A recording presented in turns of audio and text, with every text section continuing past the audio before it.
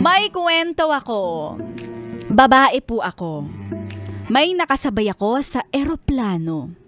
Nakatabi ko sa seat. Macho siya. Guwapo pa siya. Nakipagkwentuhan talaga siya sa akin. Sabi niya, tuyot na tuyot daw siya.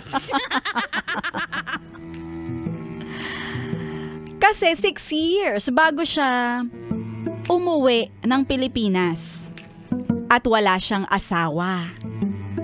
Nagkasundo kami na magstay sa isang hotel kasi kinabukasan pa ang connecting flight ko papunta ng Davao. Ayun, ang sarap nang kami ay nag-check-enjoy. Jurot-jurot magdamag. At dahil sa pagod, hindi ko na namalayan. Nakaalis na pala siya at hindi man lang ako ginising. Ay, nakaabot ka kaya sa flight mo? Nung papaalis na ako, napansin ko, parang may mga nawawala akong gamit. Wala na yung cash ko. Pati relo, pati sing-sing ko nawawala. Buti na lang, ang ATM ko, hindi niya kinuha. Hindi niya siguro alam yung password. Ay. Buti na lang. Hindi niya kasi alam yung password. So, pati bayad sa hotel, ako pa ang nag-full payment. Down lang pala yung ibinigay niya sa akin. Down? Ay, may pa down payment. Ay. Grabe talaga yung karanasan kong ito. Ako ang natigang sa bandang dulo.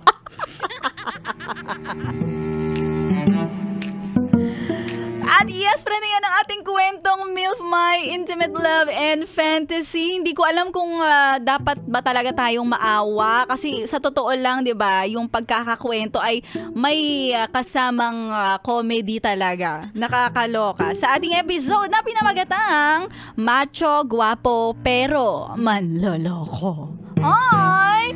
Yes, friend! Para sa'yo, MILF Body Sender. Anyway, maraming salamat sa pagpapadala ng iyong kwento.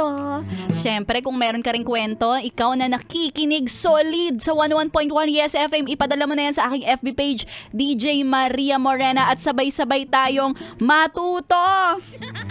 Matuto mula sa mga ganitong karupukan. Ayan ha, hindi porket may pa-mysterious type siya. Tapos nakatabi mo, nakakwentuhan mo, nahumaling ka dahil sa guwapo, macho, pero ang ending, manloloko. Hindi ba?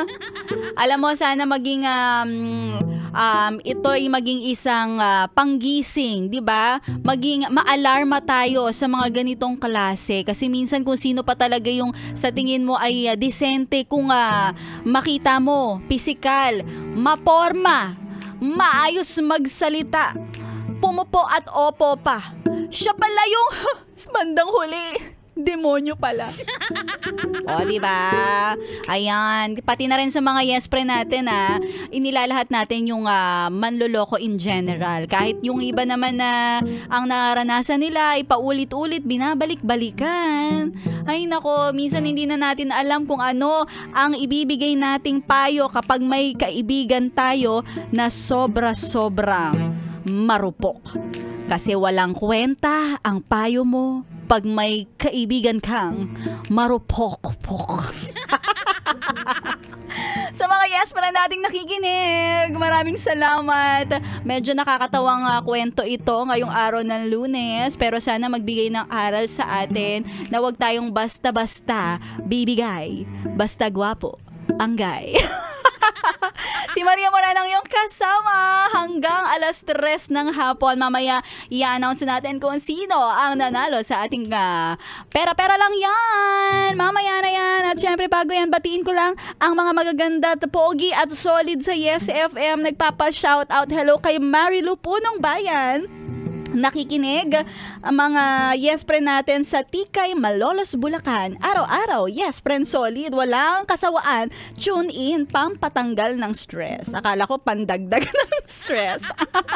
Also kay Lexus Saints Francisco, pa-shoutout daw si Ira Yuson, Lexus and Boss Bibon, naipit sa traffic while listening from Marby Food Ventures. Maraming salamat sa mga yes friend nating nakikinig at tuloy-tuloy lang ang solid na pakikitutok. Dito lang yan sa 101.1 Yes FM.